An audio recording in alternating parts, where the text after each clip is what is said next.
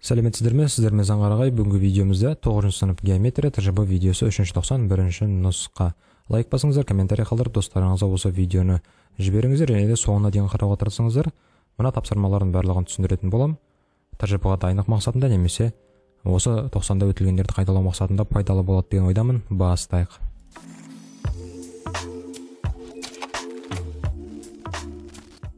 Бірінші тапсырма: үш бұрышқа іштей сызылған шеңбердің радиусы 12-ге тең, үш бұрыштың ауданы 336-ға тең. Осы үш бұрыштың периметрін табыңыз дейді. Жалпы үш бұрыштың іштей сызылған шеңбердің радиусының үш бұрыштың ауданына қатынасты формуласы бар. Ол мінекей. Яғни үш бұрышқа іштей сызылған шеңбердің радиусын табу үшін біз S-ті жарты периметрге бөлеміз. Осы формуладағы P балалар кәдімгі периметр емес, жарты периметр. Соны шатастырып алмаңыздар. Яғни есептің берілгенде бізде іштей сызылған шеңбер болса кішкентай r мен беріледі. 12 деп қоямыз. Ауданы 336. Үш бұрыштың периметрін табу керек. Үш бұрыштың периметрін табу керек. Бірақ та мынандай формула мінекен яқта. Мына формулаға назар аударыңыздар. Кішкентай r S бөлінген жарты периметрін, яғни кішкентай P деп қойсақ болады. Сонда осы кішкентай P-ны табу үшін ауданды R-ге бөлеміз. Біздің 336-ны бөлеміз 12-ге. Сонда егерде 336-ны бөлетін болсақ 12-ге болады 28. Демек, кәдімгі периметр табу үшін біздің жарты периметрімізді 2-ге көбейтеміз. Яғни 2-ні 28-ге көбейтеміз. Болады 56. Мінекей балалар, осылай орындалатын тапсырма.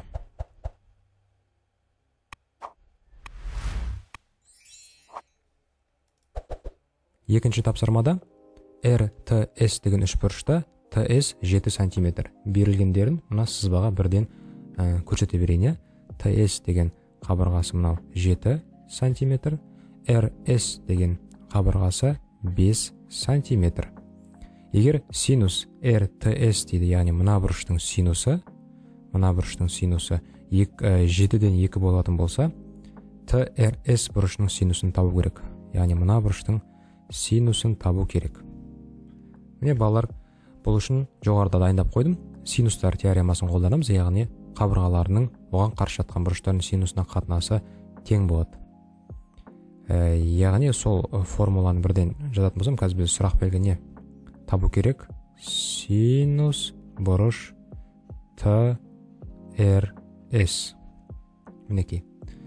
Сонда синустар теоремасы бойынша мына 5 сантиметрдің, яғни 5-тің оған қарсы жатқан бұрыш, яғни синус бұрыш RTS-ке қатынасының тең болады мына 7 сантиметрдің оған қарсы жатқан TRS синус TRS сол бұрыштың синусына тең.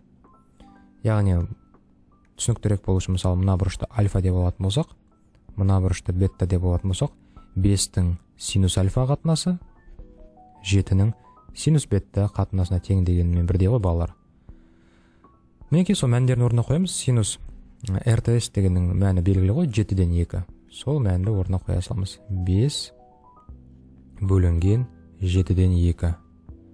Және 7 біздің синус TRS деген осы бізде белгісіз нәрсе, соны x деп қоя салайық. Сонда x-ті табу үшін пропорция 7-ден 2-ні көбейтеміз 7-ге және бөлеміз 5-ке. Сонда x тең болады 7 мен 7 қысқараттағына 2 бөлу 5 қана қалады. Ал 2-ні 5-ке бөлетін болсақ 0,4. Сонда есебіміздің жауабы тең 0,4 деген сөз.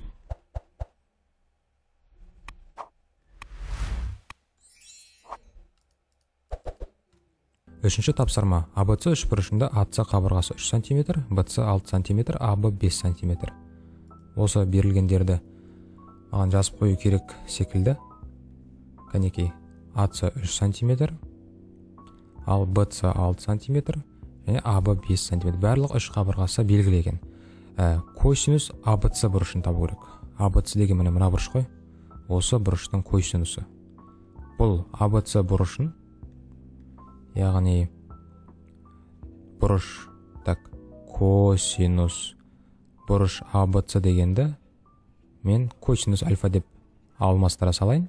Косинус альфа міне, ол АБЦ бұрышына альфа деп қойдым. Осы косинус альфаны бізде мәнін табуымыз керек. Ол үшін бұл жазғанымды мен шетке ысыруым керек болып тұр. Бұл жазғаным шетке ысырау керек болып тұр. Өйткені мені косинустар теоремасын есімізге түсірейік. Мына бұрыштың косинусын табу үшін бізге мына формуланы жазу керек. Яғни с-ның квадраты, ол а-ның квадраты қосу б-ның квадраты минус 2аб косинус альфа. Осыны қолданып мен мына жерге жазам. Яғни 3-дің квадраты тең болады 5-дің квадраты қосу 6-ның квадраты, азайтылған сол 2 еселенген 5 көбейту 6, және де косинус альфа деп қоям. Сонда есептейтін болсақ, мына жерде 3-дің квадраты 9, 5-дің квадраты 25, 6-ның квадраты 36, мына жерде 60 косинус альфа болайын деп тұр.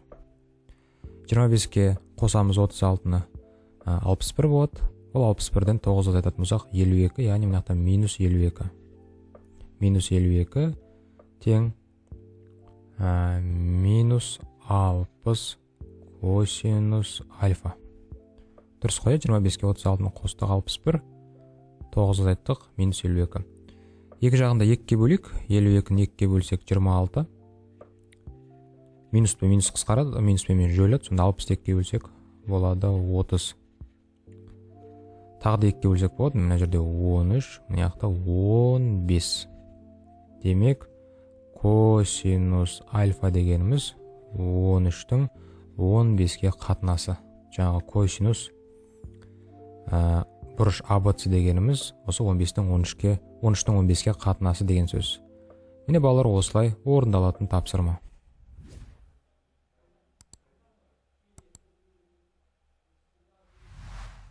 Төртінші тапсырма LNM 3 бұрышында L бұрышы 90 градус, бірденен сызбасын көрсетім келіп тұр. Мінекей, L бұрышы 90 градус, оны бұлай көрсетіп қоямыз. NL деген қабырға 6 сантиметрге тең, ал LM дегеніміз бізде 8 сантиметрге тең. Іштей сызылған шеңбердің радиусын табыңыз дейді. Яғни, мен мына жерге тайын формула беріп қоя салдым сіздерге. Іштей сызылған шеңбердің радиусын табу үшін дәл осы тік бұрышты үш бұрышқа ғана қолданылады осы балалар. Тік бұрышты үш бұрышқа ғана қолданылады. Осы формула арқылы біз іштей сызылған шеңбердің радиусын таба аламыз. Ол үшін бізге барлық қабырғасы керек бірақ. Яғни мына жерде белгісіз болып тұрған NM қабырғасын тауып алайық. Бізде табу керек іштей сызылған шеңбердің радиусы. Қалай табамыз? Бірінші мынау NM деген қабырғаны тауып алайық. Ол NM қабырғасының квадраты 6-ның квадраты мен 8-дің квадратының қосындысы. Сонда NM деген қабырғаның квадраты 6-ның квадраты 36, 64 сөмен 100 болады. Демек 10 деген сөз ғой. NM тең 10. Ең мына жерде келесі қабырғасы 10. Мына осы екеуінің ең ыңғайлысын қолданып біз жаңағы іштей сызылған шеңбердің радиусын таба саламыз. Мен А қосылған Б минус С бөлінген 2 формуласын қолдана салам. Жаттауға да оңай екен. А плюс Б минус С бөлінген 2. Яғни 2 катетін қосады екенбізді. Гипотенузаны азайтып 2-ге бөле саламыз. 6-ға 8-ді қоссақ 14. 14-тен 10-ды азайтатын болсақ 4. Сол 4-ті 2-ге бөлсек 2. Демек есебіміздің жауабы жаңағы іштей сызылған шеңбердің радиусы 2 сантиметр дейтін болсақ сантиметр деп жаза саламыз. Міне балалар, осылай орындалған тапсырма. Мына формуламен орындадық.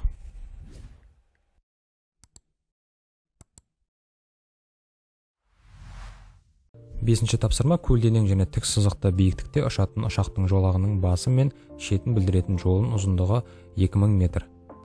60 градус А бұрышы, Б бұрышы 30 градус, бұрыштар анықталған ұшақ ұшатын С бұрышын және АС биіктігін анықтаңыз дейді. Бұл есепті кішкене түсініктірек болу үшін мен жай ғана осы ABC үшбұрышын ғана алайық және берілгендерін осы сызбаға көрсетіп қояйын. Яғни 2000 метр деп мына AB ұзындығын айтып жатыр. 2000 метр. А бұрышы мынау 60 градусқа тең, Б бұрышы мынау 30 градусқа тең. 30 градус. Бірденнен мына С бұрышын таба салсақ болады, өздерің білесіздер. Үш бұрыштың ішкі бұрыштарының қосындысы 180, 60, 30, 90. Сонда 180 болу үшін мына жағы 90 градус қана қалады. 90 градус. Сондықтан мен бірденен мына жаққа 90 деп қояйын. 90 градус. Мінекей бұрыштарын анықталған ұшатын С бұрышын және АС биіктігін анықтаңыз дейді. С бұрышын анықтаңыз деген уже біз тауып қойдық. Бізде бұрыш С неше градус екенін анықта деді, біз 90 градус екенін анықтадық.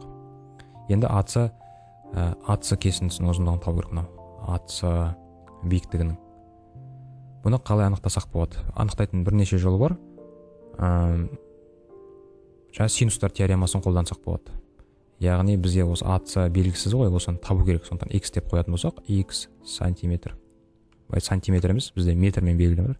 Метр деп қояйық. Синустар теоремасын жаттап алған шығармыз уже. Сол белгісіз қабырғамыздың соған қарсы жатқан бұрыштың синусына қатынасы синус 30 градус. Келесі бір мынау қабырғаның 2000-ның оған қарсы жатқан бұрыштың синусына синус 90 градус. Сонда x-ті табу үшін мен синус 2000-ді көбейтемін синус 30 градусқа, бөлемін синус 90 градусқа. Синус 90 градус, синус 30 градустың тригонометриялық таблицадағы мәндерін, тригонометрия кестедегі мәндерін қоямыз. Болды. Синус 30 градуста балалары 2-ден 1-ге тең, ал 90 градуста сіздер білесіздер 1-ге тең екендігін. Сонда 2000-ді 2-ге бөлеміз, 1000 деген сөз. Демек есебіміздің жауабы 1000 метр. С бұрышын таптық, сосын АС-ны да табамыз. АС бізде 1000 метр деген сөз. Есебіміздің жауабы осы екеуі. Міне балалар, осылай орындалатын тапсырма. Бүгінгі видеомыз осы. Лайк басып, комментарий қалдырыңыздар. Достарыңызға осы видеоны жіберіңіздер, олар да жақсылап дайындалсын. Сіздермен болған Қарағай, келесі кездескенше.